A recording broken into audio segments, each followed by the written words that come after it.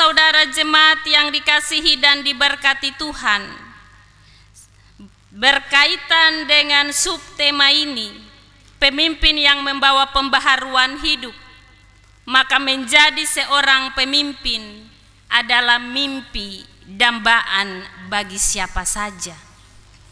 Sebab ada pemahaman bahwa ketika seseorang menjadi pemimpin, faktanya ia akan dipandang sebagai orang yang berhasil, orang yang sukses, yang hebat, yang disegani, bahkan dihormati.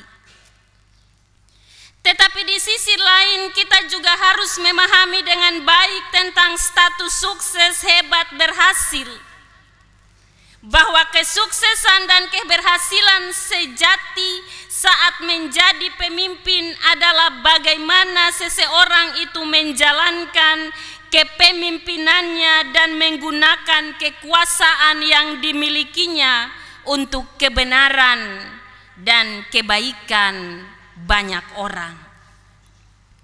Hal ini yang hendak kita pelajari dari seorang Nehemia. Nehemia adalah juru minum Raja Persia Artasasta I.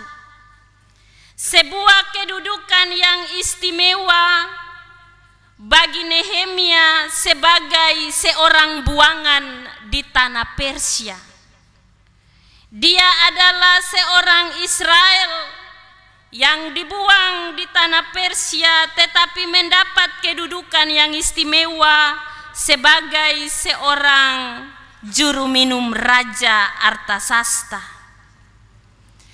Saat Nehemia sementara melaksanakan tugasnya sebagai seorang juru minum raja di kerajaan Artasasta, datanglah Hanani, salah seorang saudaranya, dan menyampaikan berita kepada Nehemia bahwa orang-orang Yahudi atau Israel yang tetap tinggal di Yerusalem karena terluput dan terhindar dari penawanan mengalami kesukaran besar dan dalam keadaan tercela.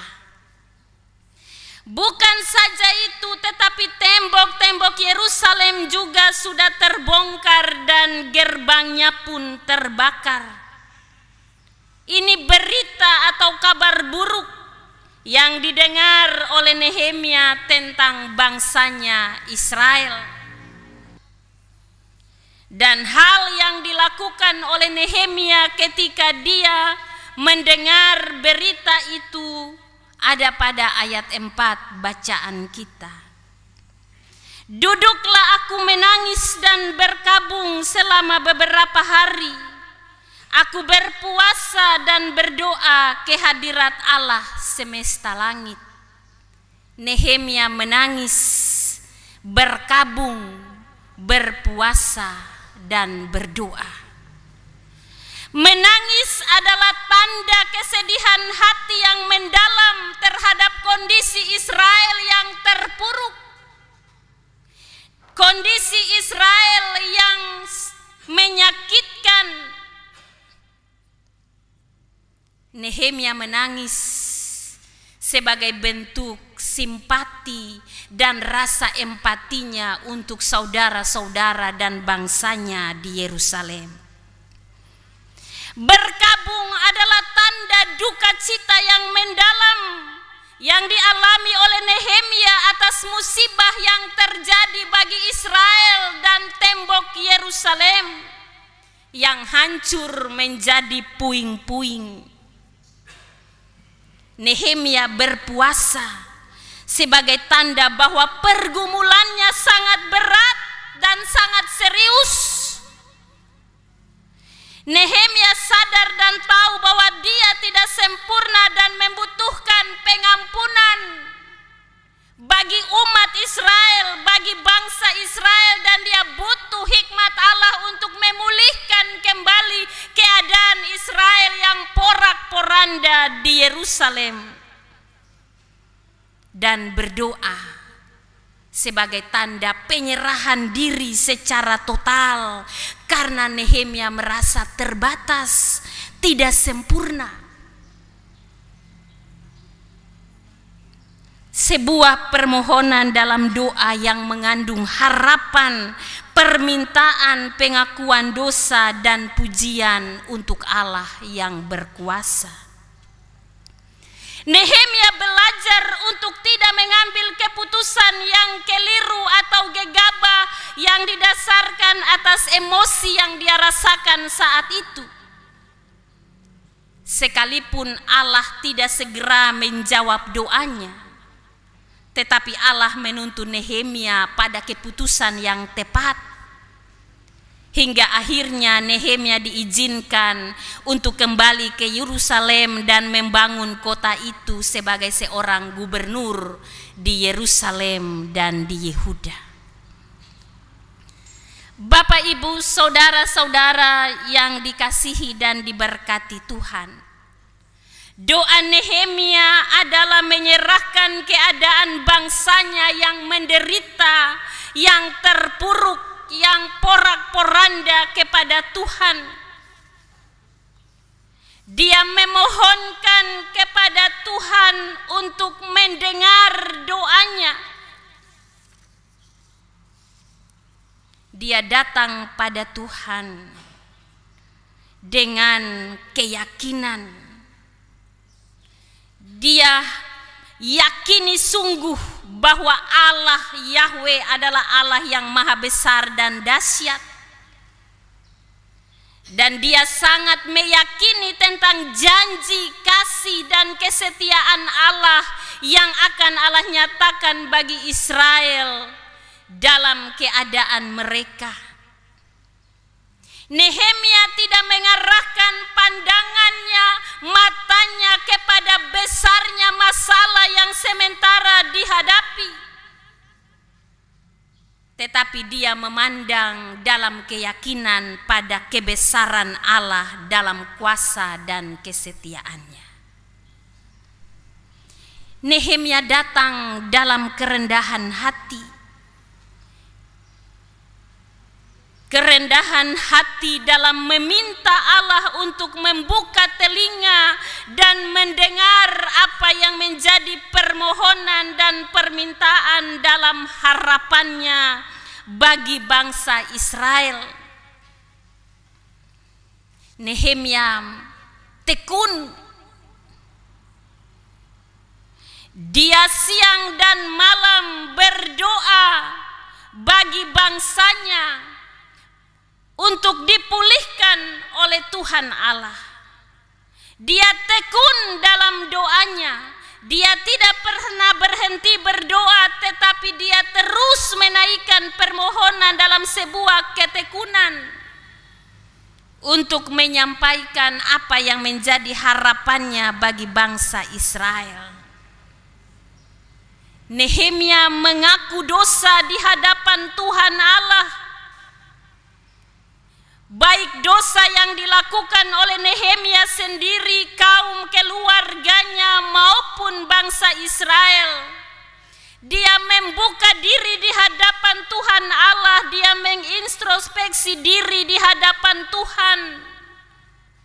Dia sadar bahwa reruntuhan tembok kota Yerusalem itu terjadi karena dosa-dosa yang dilakukan oleh bangsa Israel yang tidak setia kepada Tuhan. Bahwa apa yang dialami oleh Israel saat itu adalah karena ketidaktaatan dan kesetiaan kepada Allah. Karena itu dia mengaku dosa di hadapan Tuhan Allah dalam doanya, dan dia minta pemulihan. Dia memohonkan pemulihan terhadap Israel. Dia minta kepada Allah agar Allah segera mengadakan pemulihan bagi Israel. Bukan saja memulihkan keadaan Israel yang terpuruk, tetapi pemulihan kepada seluruh totalitas keberadaan Israel, baik secara rohani maupun jasmani. Karena itu Israel harus kembali dalam sebuah ketaatan kepada Tuhan Allah dan setia memegang perjanjian Allah bagi Israel. Bapak, Ibu, saudara-saudara jemaat yang diberkati Tuhan, itulah sikap seorang Nehemia dalam menghadapi pergumulan bangsanya. Walaupun hidupnya sudah senang sebagai seorang juru minum Raja Artasasta, dengan kemewahan dan kelimpahan di istana raja, tetapi dia tidak memikirkan dirinya sendiri. Dia ingat kehidupan saudara-saudaranya, bangsanya yang sementara menderita, terpuruk dan porak-poranda di Yerusalem. Dia tidak hidup untuk dirinya sendiri, tetapi dia berusaha melakukan sebuah pembaharuan demi pemulihan bagi Israel, supaya Israel kembali mendapatkan kehidupan yang aman, nyaman, dan damai. Dan itu yang dilakukan oleh Nehemia dalam sebuah pergumulan yang berat. Dia bergumul dalam puasa dan doanya bagi Tuhan Allah untuk berkenan menstabilkan dan memulihkan kembali situasi Israel yang porak-poranda dan hancur. Bapak, Ibu, saudara-saudara jemaat yang diberkati Tuhan, atas niat hati, ketulusan dan keikhlasan yang mau dilakukan oleh Nehemia bagi bangsa Israel, Allah menyatakan kehendaknya. Dia menjawab doa Nehemia. Nehemia terpanggil sebagai seorang gubernur yang pada akhirnya memulihkan kembali kehidupan bangsa Israel. Dia membangun kembali tembok-tembok Yerusalem yang hancur dan runtuh hanya dalam masa waktu yang sangat singkat. Dan itu terjadi karena kehendak Allah dan karena ketulusan, keseriusan Nehemia dalam sebuah pergumulan keyakinan iman kepada Tuhan, bahwa jika Israel kembali dalam sebuah pertobatan, maka Israel akan mendapat pengampunan, pemulihan dari Tuhan Allah. Hal inilah yang mau diajarkan bagi kita dalam tanggung jawab yang Tuhan percayakan bagi Bapak, Ibu, jemaat dan saya, ketika kita terpanggil dalam tanggung jawab kehidupan saat ini. Di tengah keluarga kita menjadi pemimpin, di dalam pengabdian pekerjaan kita menjadi pemimpin, bahkan dalam pelayanan. Maka dalam seluruh tanggung jawab yang Tuhan percayakan bagi kita, Tuhan mau mengajarkan kita lewat Nehemia untuk peka terhadap keadaan hidup yang ada di sekitar kita. Bahwa kehidupan kita bukan saja untuk diri kita sendiri, tetapi hidup kita juga untuk orang lain. Ketika kita mampu melakukan pembaharuan bagi orang lain dalam keterpurukan mereka, maka sesungguhnya kehadiran kita menjadi berkat, menghadirkan shalom dan damai sejahtera itu bagi hidup sesama kita yang terpuruk. Bukan ketika dia terpuruk, kita malah membuat dia semakin terpuruk dengan membicarakan keterpurukannya, membicarakan kekurangannya.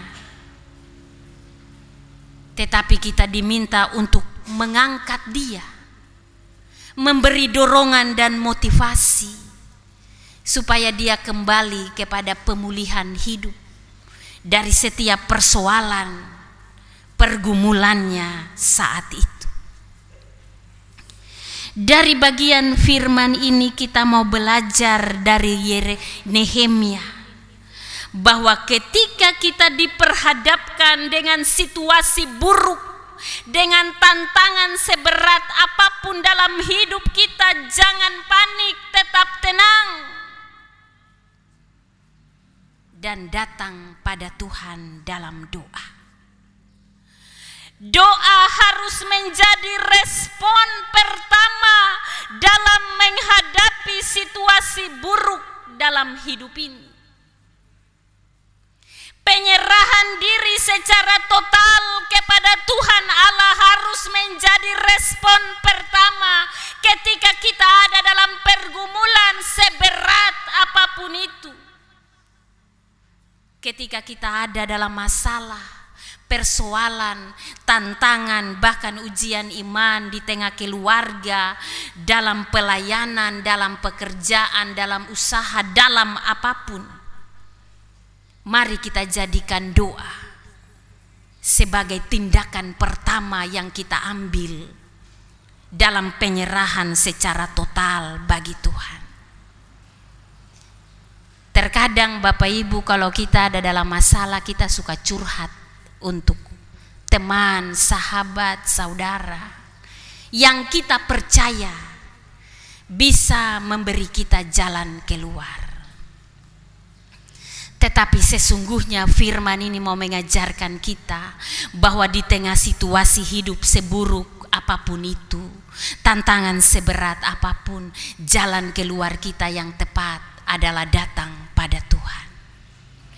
Manusia belum tentu memberi jalan keluar yang tepat untuk masalah yang kita hadapi. Tetapi Tuhan Allah selalu menjanjikan yang pasti, yang baik, yang sempurna untuk setiap pergumulan hidup kita. Karena itu datang pada Tuhan, menangis seperti Nehemia sebagai bentuk ketidakmampuan kita dalam menghadapi pergumulan hidup ini.